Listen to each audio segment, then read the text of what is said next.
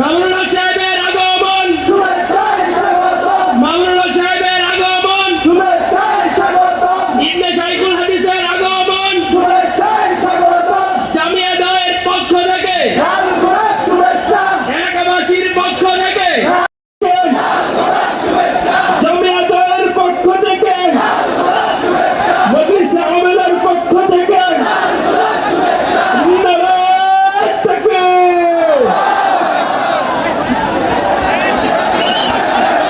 স্টেজে কেউ অন্যান্য সভাগুলো বসে নাই। সম্মানিত এলাকাবাসী, আমরা সবাই বসে যাই। আমরা এখন আওয়াজ করবো না, বসে যাই। একজন ওয়ারিসে নবী আসছেন, তার আদব রক্ষার্থে আমরা সবাই বসে যাই। আমরা এসে বসে যাই, স্টেজেও বসে যাই। আলহামদুলিল্লাহ, আমাদের কার্যকরী পরিষদের পক্ষ থেকে সভাপতি সাহেব সহ অন্যান্য সদস্যবৃন্দ তাদেরকে ফুলের শুভেচ্ছা জানাচ্ছেন। জি, আমরা বসে যাই। এই যে সমস্ত ছেলেরা পাগড়ি নেওয়ার কথা একটু নিয়ে আসো। হযরতের কাছ থেকে সবার পক্ষ থেকে একজন শুধু পাগড়ি নিবা। সম্মানিত এলাকাবাসী, আমরা জানি হযরতের অনেক ব্যস্ততা আছে, আমরা সময় নষ্ট করব না। আমাদের প্রায় 500 বাচ্চার পাগড়ি প্রদান করা হবে। আমরা হযরতের কাছ থেকে একজনের পাগড়ি বানিয়ে নেব বরকত হিসাবে।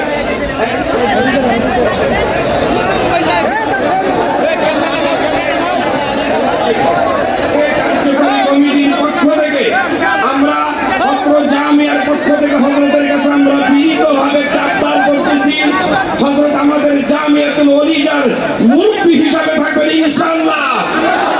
আমাদের জামিয়ার মুরব্বি হিসাবে আমরা হযরতকে চাই এবং আমাদের দাবি হলো হযরতের কাছে, হযরত আল্লাহ পাক যে হুকুম রেখেছেন, আমরা শাইখুল হাদিস রাহমাতুল্লাহি আলাইহির পরিবারের সাথে আমাদের বাংলাদেশের গর্ব তথা মুসলিম জাহানের গর্ব, আমাদের মুসলিম জাহানের গর্ব বীর হযরতুল আল্লাম শাইখুল হাদিস আল্লামা মামুনুল হক দামাত বারাকাতুহুল আলিয়া।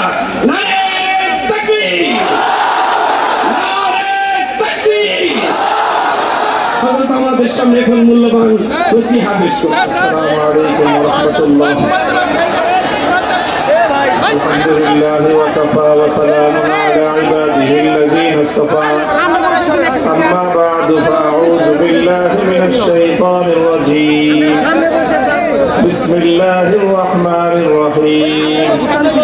আল্লাযীনা ইন মাক্কান্নাহুম ফিল আরদি আকামুস সালাতা ওয়া আতাউয যাকাতা ওয়া আমারু বিল মা'রুফি ওয়া নাহাউ আনিল মুনকার ওয়া লিল্লাহি আকিবাতুল উমুর।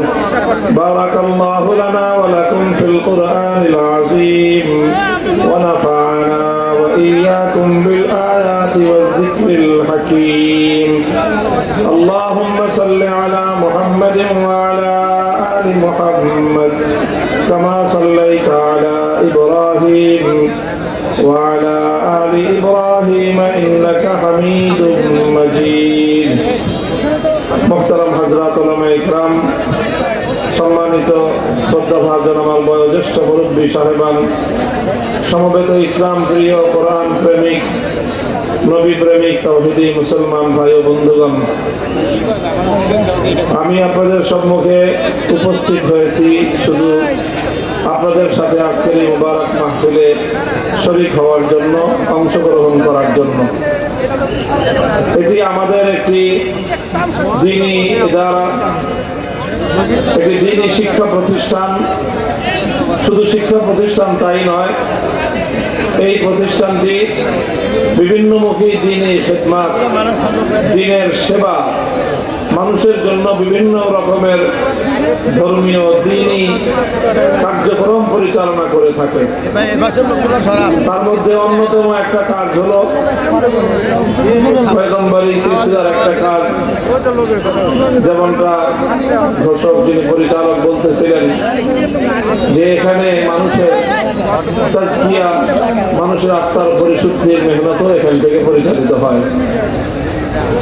আম্বিয়া ইকরাম আলাইহিম আলাইহিমুসসালাতু ওয়াসসালাম দুনিয়াতে যে মাকসাদে এসেছিলেন, যে উদ্দেশ্যে নবীগণ এসেছিলেন, তার মূল লক্ষ্য, মূল উদ্দেশ্য ছিল যে মানুষকে আল্লাহর সঙ্গে সম্পৃক্ত করে দেয়া।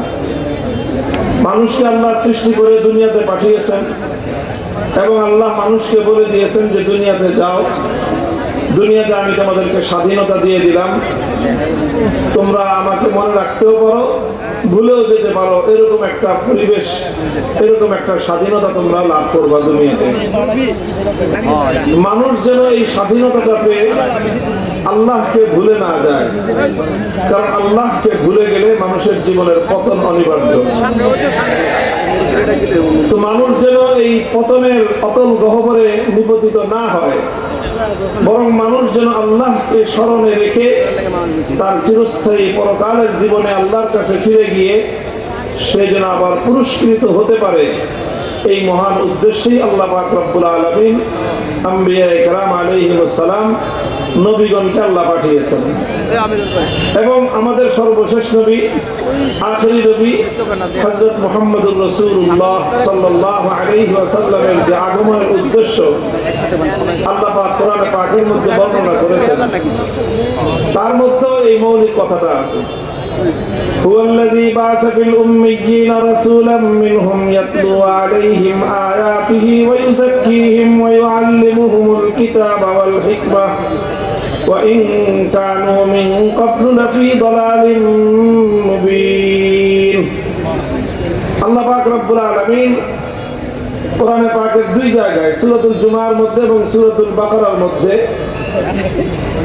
সূরা আলে ইমরানের মধ্যে আল্লাহ পাক রব্বুল আলামিন কাছাকাছি একই শব্দে নবীর আগমনের উদ্দেশ্য বর্ণনা করেছেন এবং নবীর কাজ কি হবে, নবীওয়ালা কাজ, সেই নবীওয়ালা 4টা কাজের কথা আল্লাহ উল্লেখ করেছেন, একটার পরে একটা, একটার পরে একটা। কয়টা কাজ? এই সবগুলি কাজই হলো আল্লাহর কোরআনকে কেন্দ্র করে। সেন্টার পয়েন্ট হলো পবিত্র কোরআন। সেন্টার পয়েন্ট কি? পবিত্র কোরআন।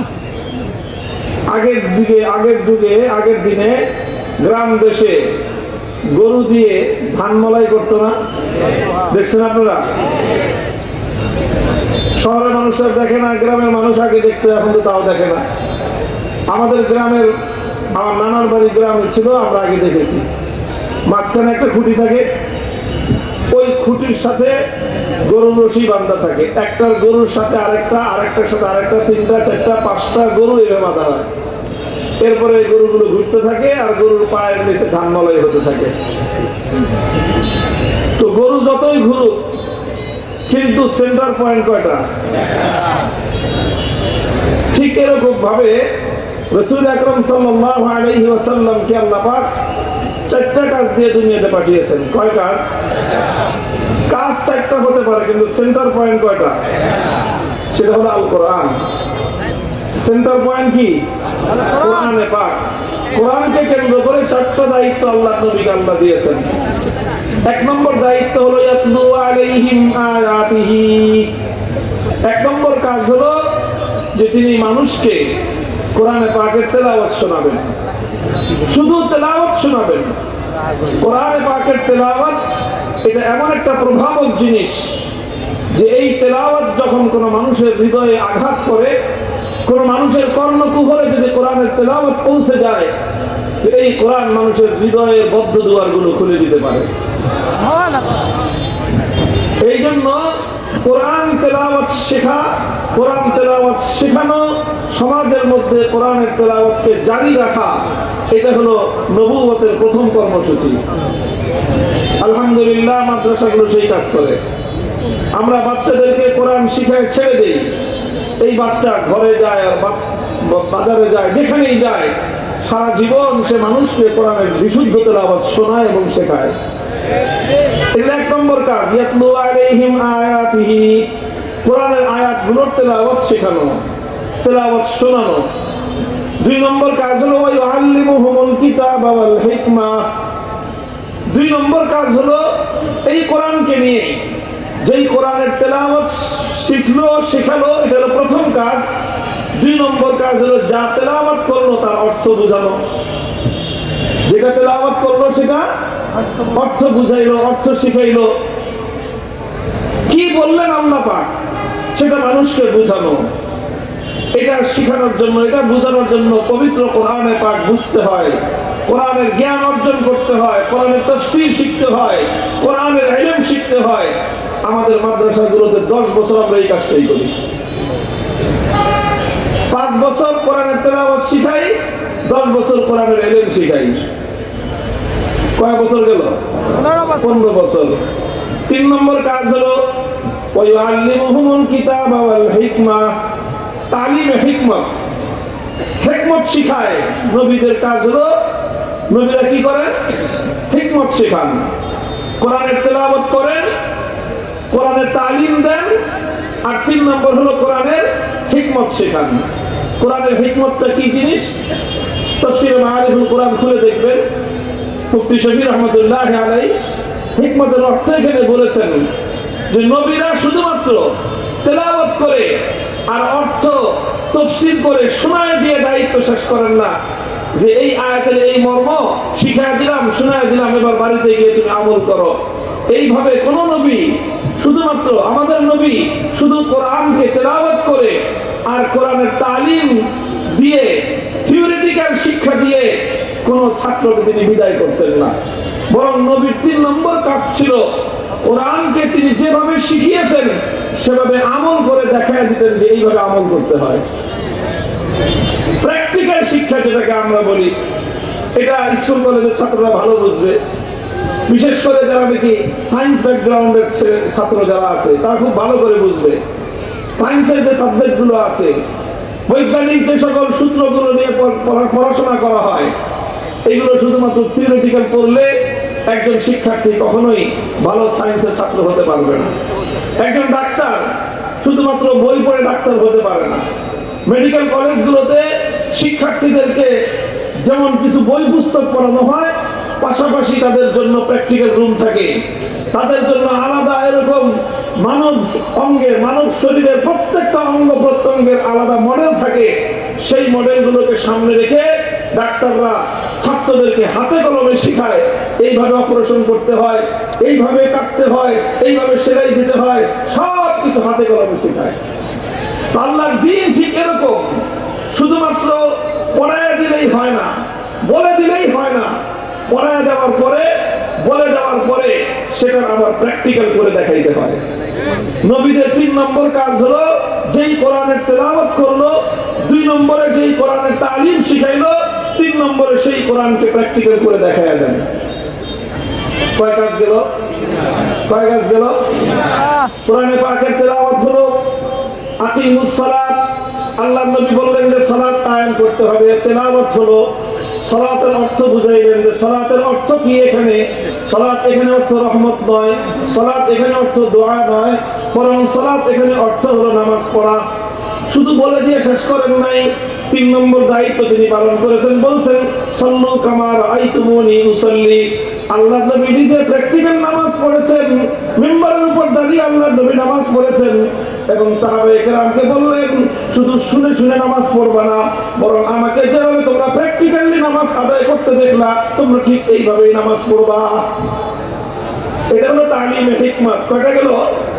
কয়টা গেল? 3টা।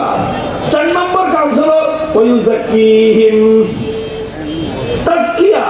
তাজকিয়ার অর্থ হলো যেই কোরআনের তেলাওয়াত হয়েছে, যেই কোরআনের অর্থ বুঝেছে, যেই কোরআনকে প্র্যাকটিক্যাল কাজের মাধ্যমে বাস্তবায়ন করেছে, তাজকিয়ার অর্থ হলো সেই কোরআনকে শুধুমাত্র 1টা 2টা কাজের মাধ্যমে বাস্তবায়ন করলে দায়িত্ব ক্ষান্ত হবে না, বরং একটা মানুষের চরিত্র এবং আখলাকের মধ্যে সেই কোরআনকে বাস্তবায়ন করতে হবে। তোমার চরিত্র হতে হবে কোরআন, তোমার কথা হতে হবে কোরআন।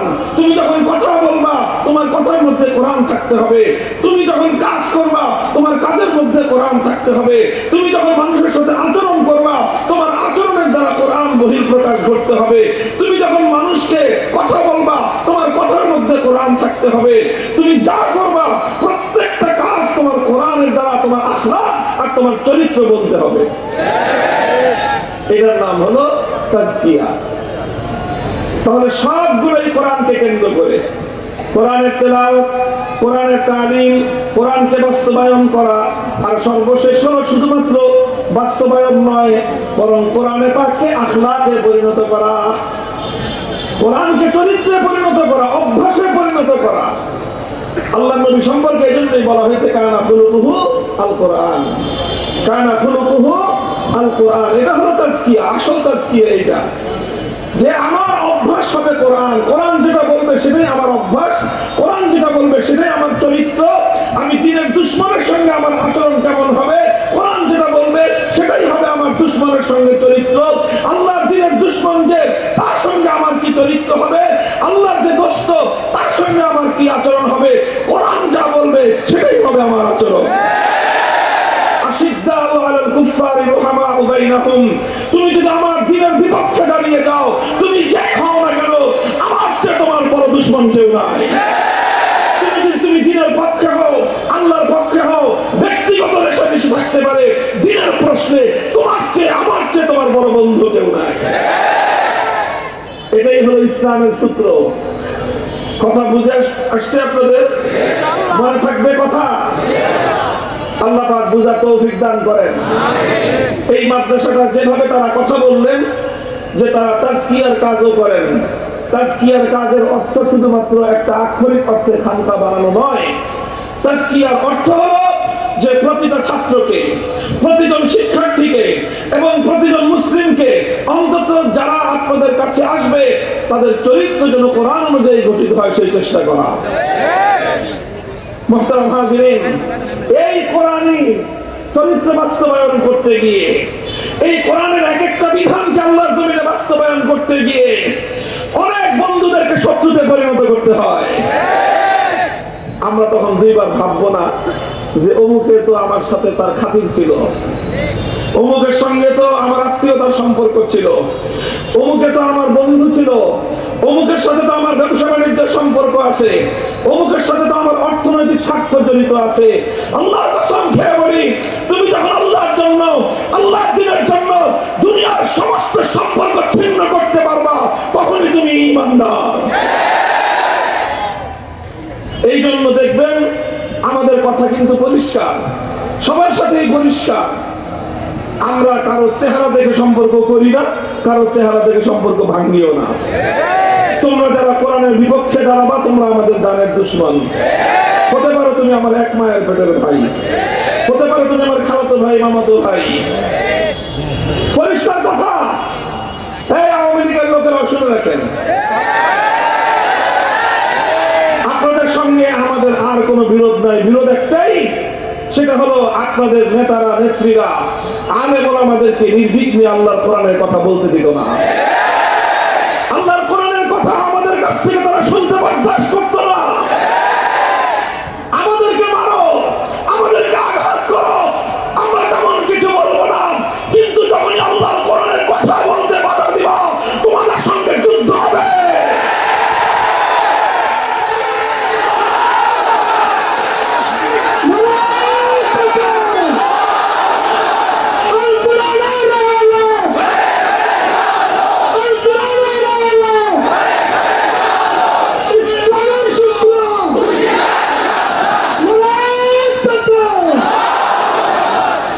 সময় কাটলে আবারও হয়তো তোমরা ফিরে আসবা জানি, তবে এই চরিত্র সংশোধন করে আইসো।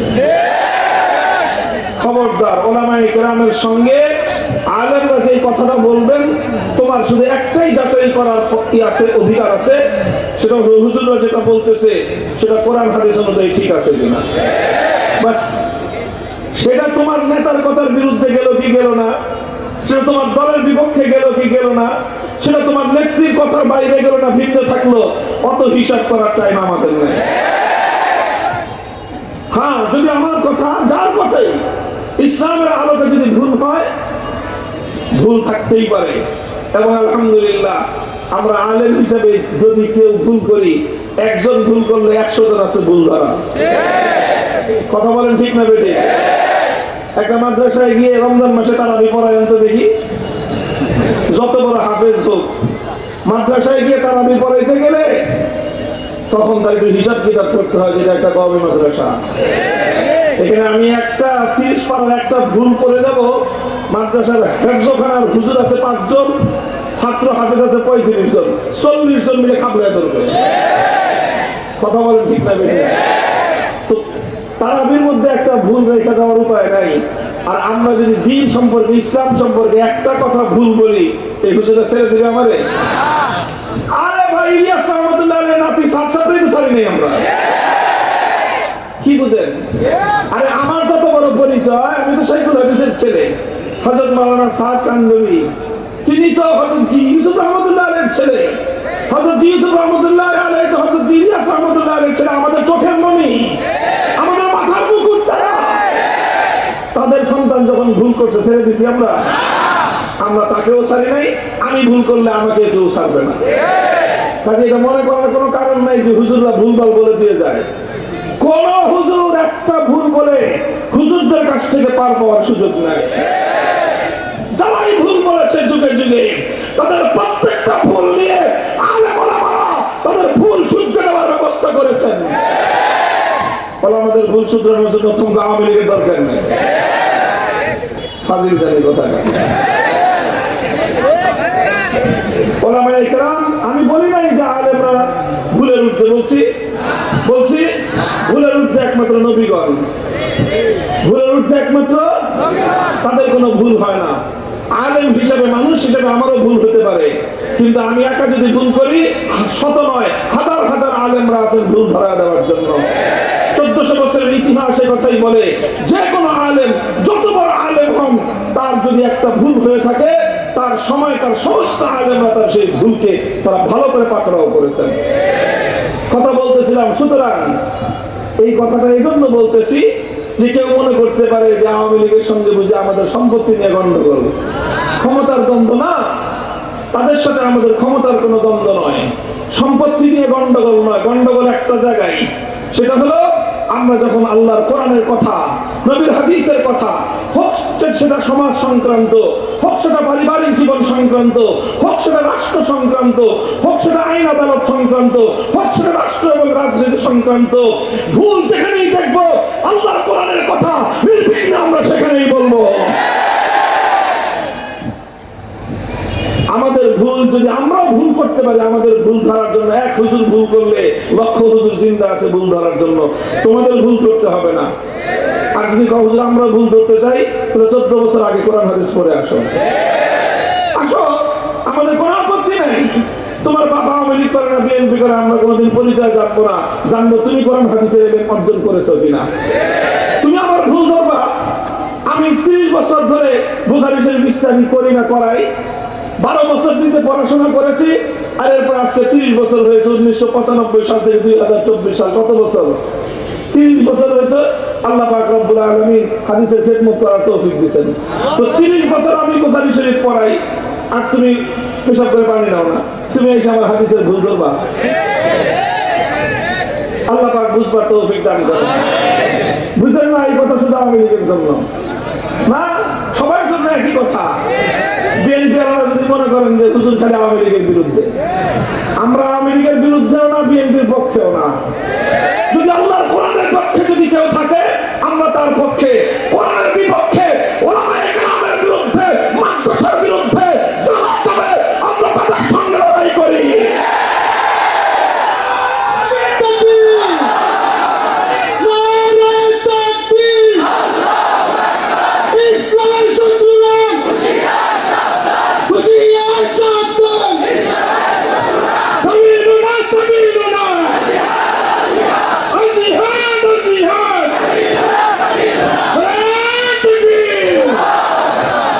শিক্ষা প্রতিষ্ঠান, মাদারেসে কওমিয়া, ধর্মীয় যে কোনো কাজ, ইসলামী যে কোনো কাজ, এটা আলেম ওলামাদের তত্ত্বাবধানে চলবে। আমি বলে তাবলীগ করি না, এই জন্য তাবলীগে আমার কথা চলবে না। এটাই হলো জাহিলিয়াতের কথা, মূর্খতার কথা। তুমি বলো তাবলীগ ইসলামের কাজ কিনা।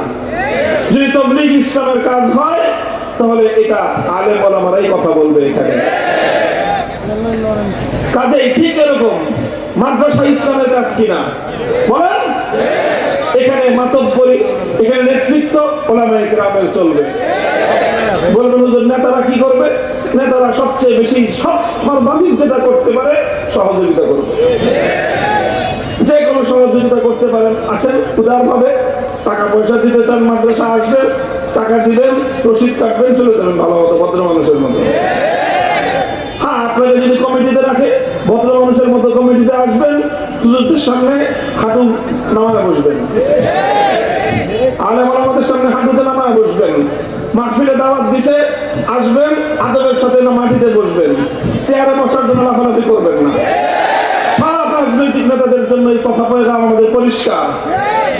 আসবেন, ওলামায়ে কেরাম যদি রাজনৈতিক নেতা হিসেবে আপনাকে দাওয়াত দিয়ে আসবেন, আদবের সাথে বসবেন, নিচে বসার চেষ্টা করবেন। হুজুরা যদি হাতে ধরে মঞ্চে আনে, মঞ্চে উঠবেন। মঞ্চে উঠার পরে যদি একটা চেয়ার দেয়, আলহামদুলিল্লাহ বলে চেয়ারে বসবেন। যতক্ষণ বসতে দেয় ততক্ষণ বসবেন। মাইকে কথা বলার জন্য তাড়াহুড়া করবেন না, মাইকে কথা বলার জন্য উসপিস করবেন না।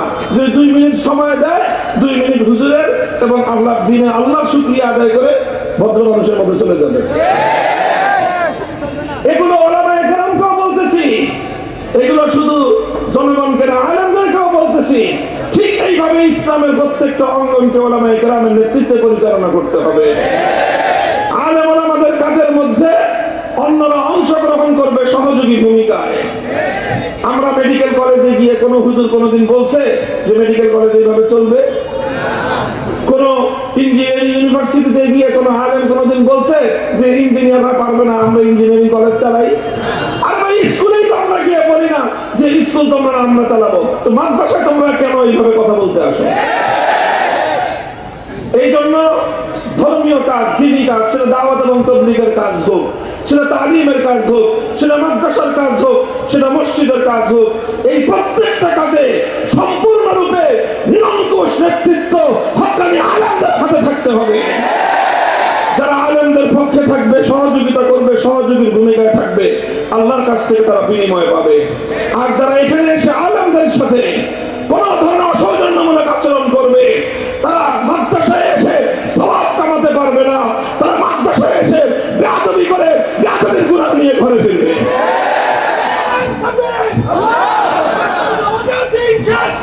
মুহতারাম হাজিরিন, এই জামিয়াতুল ওয়ালিদ আল ইসলামিয়া, আলহামদুলিল্লাহ, এই মাদ্রাসাটি বাংলাদেশের শীর্ষস্থানীয় ওলামায়ে কেরামের তত্ত্বাবধানে পরিচালিত একটি মাদ্রাসা।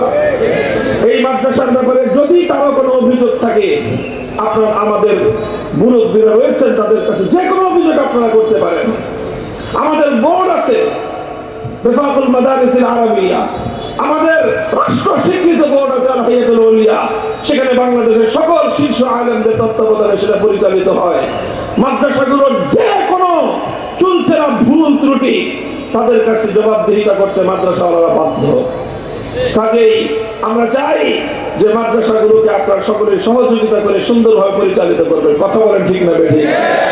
মাদ্রাসা হক্কানি ওলামায়ে কেরামের নেতৃত্বে চলবে। মাদ্রাসা কর্তৃপক্ষ যদি কোনো ভুল করে, তাহলে তাদের সেই ভুলগুলো শুধরে দেওয়ার জন্য মুরব্বীরা আছেন। কথা বলেন ঠিক না বেঠিক? ইনশাআল্লাহ এইভাবে 4 কাজ পয়গম্বর আলাইহিস সালাম করতেন। নবীদের উত্তরাধিকার হিসেবে আলেমরা এই 4 কাজ করবে। সাধারণ মানুষ আলেমদের কাছ থেকে সার্ভিসগুলো নেবেন, তাদের সহযোগিতা করবেন। রাজি আছেন তো ইনশাআল্লাহ? এভাবে যদি আমরা চলতে পারি, ইনশাআল্লাহ সেদিন বেশি দূরে নয়, আমার দেশটা পরিপূর্ণ ইসলামের দেশে পরিণত হবে। এই জন্য আমরা বলি, আগামী বাংলাদেশ হবে ইসলামের বাংলাদেশ। কথা বলেন ঠিক না বেঠিক? আগামী বাংলাদেশ ইসলামের বাংলাদেশ।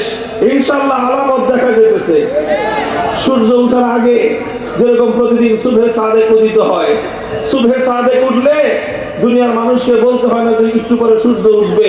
দুনিয়ার প্রত্যেকটা মানুষ বুঝে নেয় যে সুবহে সাদেকের ঘন্টা সোয়া ঘন্টা পরেই সূর্যের উদয় ঘটবে। সারা পৃথিবী আলোকিত হয়ে যায় সূর্য ওঠার আগেই। বাংলার মাটি ইসলামী বিপ্লবের জন্য এখন উর্বর। যদি কেউ দেখতে না পারেন, চশমা লাগান।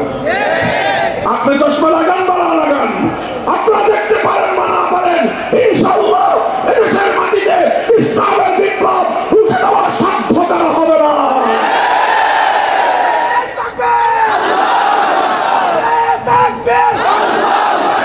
আল্লাহ পাক রব্বুল আলামিন আমাদের সকলকে তৌফিক দান করেন।